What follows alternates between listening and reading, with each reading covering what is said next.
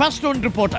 തിരുവനന്തപുരം കോർപ്പറേഷനിലെ സീറ്റ് വിഭജനത്തെ ചൊല്ലി NDA കടുത്ത ഭിന്നത. ഒരു സീറ്റ് പോലും നൽകാതെ അവഗണിച്ചതോടെ ഒറ്റയ്ക്ക് മത്സരിക്കാനുള്ള ആലോചനയിലാണ് BDJS. 11 സീറ്റാണ് BDJS ആവശ്യപ്പെട്ടത്. ഒരൊറ്റ സീറ്റ് കൊടുത്തില്ല. അനുനയ ശ്രമങ്ങളുമായി BJP ഇന്ന് BDJS നേതാക്കളുമായി ചർച്ച നടത്തും. ഹരിമോഹനുണ്ട്. Harimohan, good morning. ഈ നീക്കം ഫലം കാണുമോ?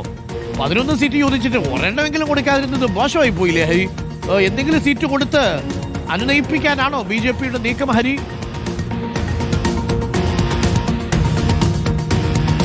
അരുൺ, അങ്ങനെ മോശമായി പോയി തന്നെയാണ് BDJSന്റെ ജില്ലാ നേതൃത്വം വിലയിരുത്തുന്നത്. അതുകൊണ്ട് തന്നെയാണ് ഇനി ഒറ്റയ്ക്ക് മത്സരിക്കാൻ വേണ്ടിയുള്ള ഒരു ആലോചനയിലേക്ക് BDJS കടന്നത്.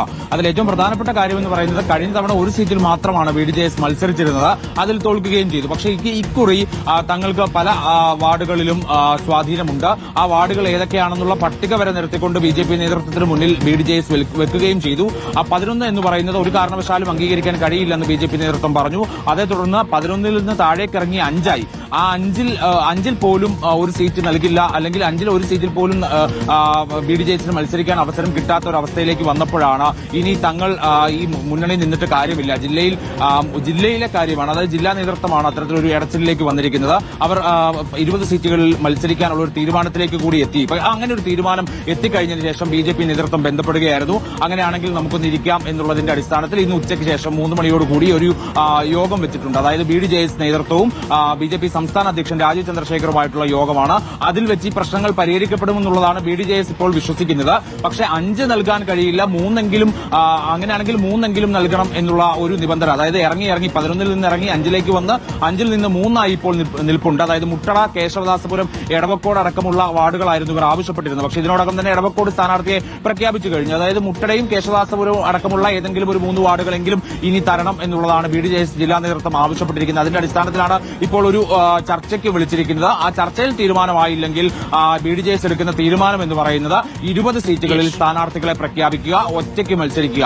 പരാജയപ്പെടുക എന്ന് പറയുന്നത് തങ്ങൾക്കൊരു പ്രശ്നമല്ല, മറിച്ച് മുന്നണി മര്യാദ പാലിച്ചില്ല എന്നുള്ളൊരു വിഷയം ഉയർത്തിക്കാട്ടിക്കൊണ്ട് മത്സരരംഗത്തേക്ക് ഇറങ്ങുക എന്നുള്ളതാണ്. BDJS ഇടഞ്ഞു നിന്നാലേ ചില സീറ്റുകളിലെങ്കിലും BDJSന് ജയിക്കാൻ പറ്റൂല, പക്ഷേ BJP തോപ്പിക്കാൻ പറ്റും അല്ലേ?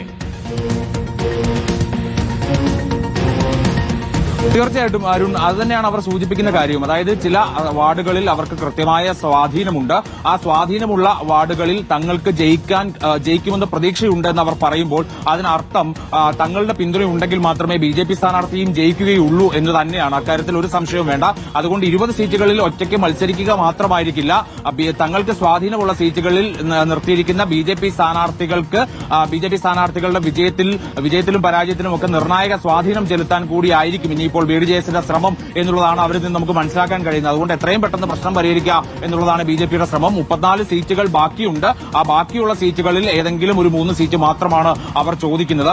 ആ 34 സീറ്റുകളിലെ പ്രഖ്യാപനം വൈകുന്നതും BDJS ഇങ്ങനെ ഇടഞ്ഞു നിൽക്കുന്നതുകൊണ്ടാണ്. കാരണം ബാക്കി എല്ലാവരും 67 സീറ്റിൽ അധികം പ്രഖ്യാപിച്ചു കഴിഞ്ഞു. BJPക്ക് ഇപ്പോഴും 67 സീറ്റിന്റെ കണക്ക് മാത്രമാണ് പറയാനുള്ളത്. എന്തായാലും വൈകുന്നേരത്തോടുകൂടി ഒരു തീരുമാനം അറിയാൻ കഴിയുമല്ലോ. Okay, thank you. ഹരിമോഹനാണ്. അവിടെയും ഇടഞ്ഞു നിൽക്കുകയാണ് BDJS.